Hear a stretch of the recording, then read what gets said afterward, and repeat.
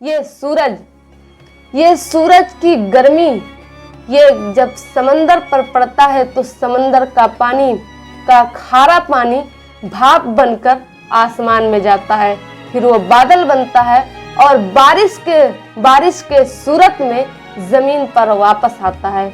जमीन पर वापस वो बारिश की सूरत में आता है, जिससे हमारे पेड़ पौधे और हमारे अनाज पकते हैं। जिस पेड़ पौधे से ये जानवर, पेड़ पौधे को खाकर शाकाहारी जानवर जो हैं, ये इस पेड़ पौधे को खाकर अपनी जिंदगी बसर कर रहे हैं और इन शाकाहारी जानवरों को खाकर ये मांसाहारी जानवर अपनी जिंदगी बसर कर रहे हैं। इसी तरीके से सब एक दूसरे की मदद में लगे हैं। आखिर इस दुनिया का इतना अच्छा, इतना बेहतर, इतना शानदार मैनेजमेंट और इतना अच्छा इंतजाम बनाने वाला कौन है? क्या आपको नहीं लगता कि ये दुनिया कितने अच्छे डिजाइन से बनाई गई है और कितना शानदार इसमें मैनेजमेंट और कितना अच्छा इंतजाम किया गया है? तो वो ज़ात अल्लाह की ज़ात है। अस्सलामु अलैकुम रहमतुल्लाहि व बरकातुहू। औज़ु बिल्लाहि मिनश शैतानिर रजीम। बिस्मिल्लाहिर रहमानिर रहीम। आज मैं आप लोगों की खिदमत में क्या अल्लाह मौजूद है इस टॉपिक पर कुछ बात करूंगी। अगर आप लोगों को वीडियो पसंद आए तो लाइक करें और हमारे चैनल सिस्टर इन्फो को भी ज़रूर सब्सक्राइब करें। आइए इस मौजू पर बात करते हैं कि क्या अल्लाह मौजूद है। तो सबसे पहले एक मिसाल, एक एग्जाम्पल के तौर पर, सबसे पहले एक मिसाल के तौर पर हम समझ लेते हैं कि आप तसव्वुर कीजिए कि आप कहीं जा रहे हैं और रास्ते में आपको जगह जगह सिक्के बिखरे पड़े मिले, तो आप क्या सोचेंगे? तो आप यही सोचेंगे कि शायद किसी का जेब फट गया होगा या फिर थैला फट गया होगा, जिसके वजह से ये ज़मीन पर सिक्के इस तरह बिखरे पड़े हैं। लेकिन अगर सिक्के बिखरे पड़े रहने के बजाय अगर अच्छी तरीके से रखा रहे और एकदम एक के ऊपर एक करके अच्छे से रखा रहे और आप जब चलकर देखें तो पता चले कि हर मीटर पर ऐसे ही पैसे अच्छे तरीके से रखे हुए हैं, तो फिर क्या आप अभी भी यही सोचेंगे कि किसी का जेब या थैला फट गया होगा जिसके वजह से ये पैसे इतने अच्छे तरीके से रखे गए हैं? नहीं। जाहिर सी बात है कि आप उसका इंतजाम और उसका मैनेजमेंट देखकर ये ज़रूर कहेंगे कि ज़रूर ये कोई ऐसा करके और ऐसा रख के गया है। तो कोई भी चीज़ में अगर उसमें इंतजाम और मैनेजमेंट हो तो उस इंतजाम और मैनेजमेंट करने वाला भी कोई ज़रूर होना चाहिए। तो एग्जाम्पल के तौर पर आप समझ लिए कि मतलब कोई भी चीज़ इंतजाम और मैनेजमेंट से रखा हो तो वो इंतजाम और मैनेजमेंट करने वाला भी कोई ज़रूर होता है। ऐसे ही आप इस दुनिया की तरफ जब गौर करते हैं, हम इस दुनिया को जब देखते हैं तो इस दुनिया के अंदर भी बहुत से इंतजाम और मैनेजमेंट हमें दिखाई देते हैं, हमें नज़र आते हैं कि दुनिया की हर चीज़ अपने काम में लगी हुई है और तमाम चीज़ें अपने अपने काम को भी सही तरीके से अंजाम दे रही है, अच्छे तरीके से अंजाम दे रही है, जिससे हमें इस दुनिया के अंदर जिंदा रहना और इस दुनिया में अच्छे से रह पाना हमारे लिए मुमकिन हो रहा है। जैसे कि आप सूरज को ही देख लीजिए।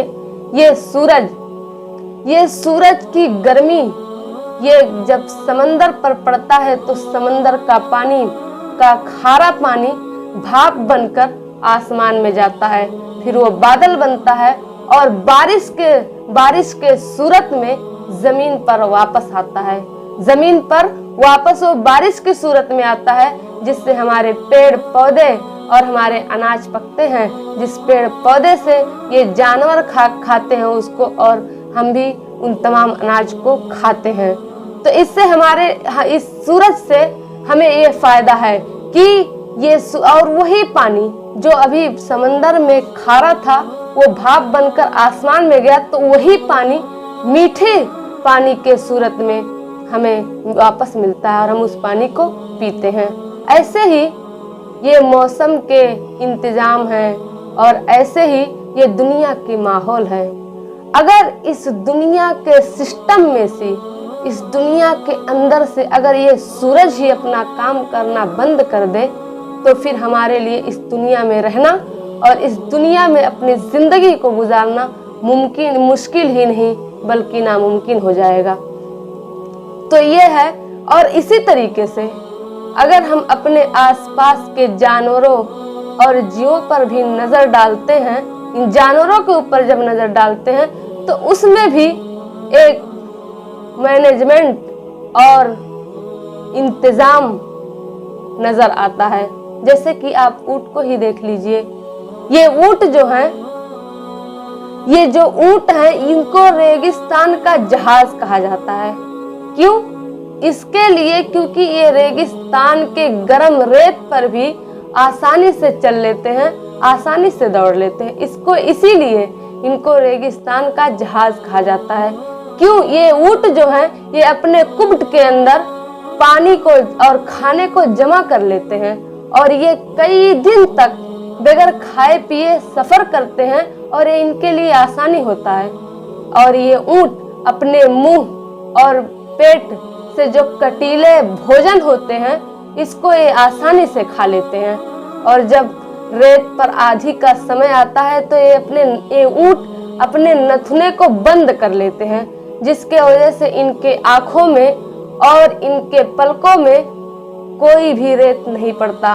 और इसी तरीके से जो इनके खड्डे हैं, ऊंट के जो खड्डे हैं, ये खड्डे इनको गर्मी से बचाते हैं, गर्मी से बचाते हैं, जिसके वजह से इनके ये ऊंट के अंदर हर वो अंग मौजूद है जो इसको रेगिस्तान में रहने के लिए जिस अंग की जरूरत है वो हर अंग इस ऊंट के अंदर मौजूद है।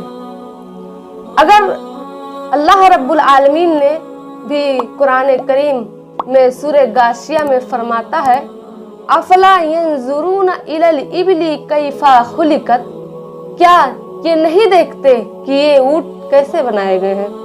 तो ऊंट को अल्लाह ने ऊंट को कैसे बनाया है। और ऐसे ही अगर आप जरा सोचिए, तसव्वुर कीजिए कि अगर ऊंट के टांग को अगर सांप को दे दिया जाता या फिर हाथी के सूंड को अगर ऊंट में लगा दिया जाता तो फिर कैसा रहता। लेकिन ये तमाम सिस्टम, तमाम मैनेजमेंट, ये तमाम सिस्टम जो है ये बहुत ही अच्छे तरीके से, शानदार तरीके से मैनेजमेंट किया है, तो इसका करने वाला भी जरूर कोई है। और इसी तरीके से ये जानवर जो हैं इनके अंदर हर वो अंग मौजूद है जिससे वो अपनी जिंदगी अच्छी तरीके से गुजार रहे हैं। इसी तरीके से आप शिकारी जानवर को देख लो, कैसे इनके दांत तेज होते हैं और इनके पंजे तेज होते हैं। आखिर इनके पंजे और इनके दांत को तेज करने वाला कौन है?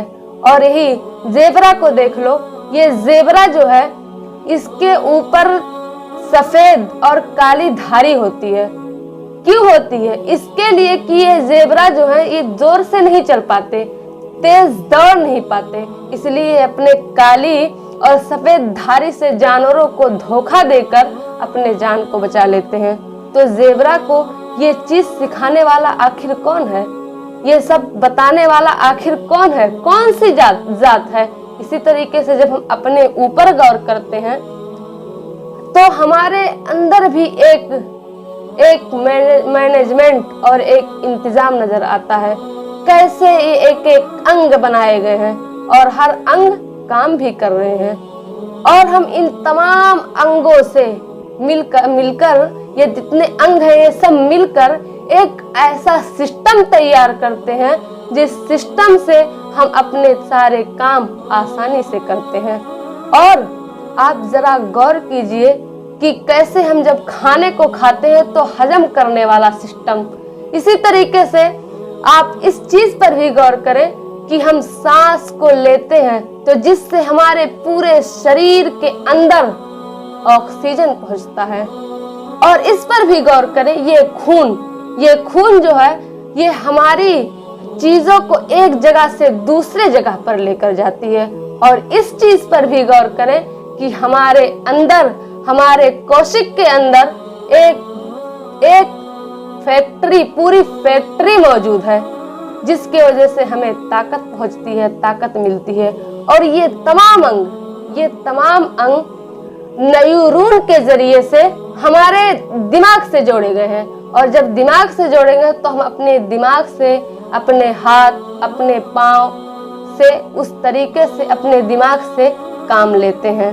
अगर हमारे जिस्म का एक भी अंग खराब हो जाए तो पूरा जिस्म ही खराब हो जाता है।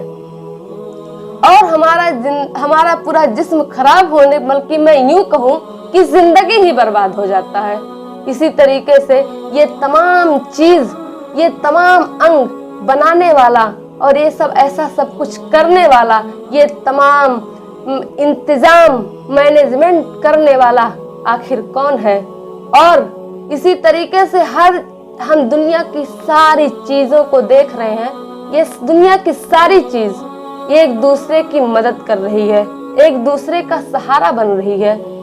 जैसे कि आप पेड़ पौधों को देख लो, ये पेड़ पौधे अपना भोजन सूरज के जरिए बना लेते हैं।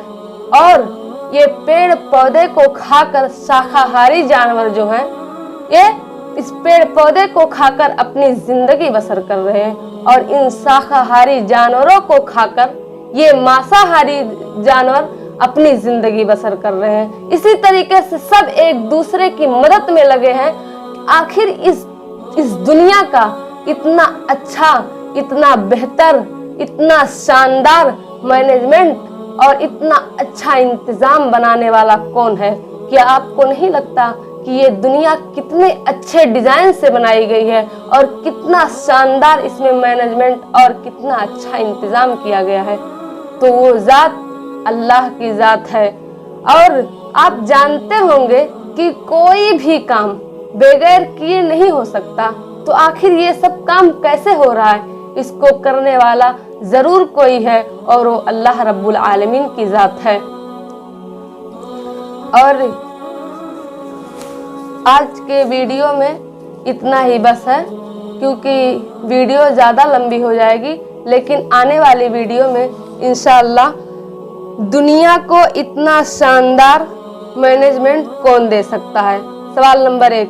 और सवाल नंबर 2, दुनिया की हर चीज को क्यों लगाया गया है? और सवाल नंबर 3, दुनिया की सब चीज की रहनुमाई कौन करता है?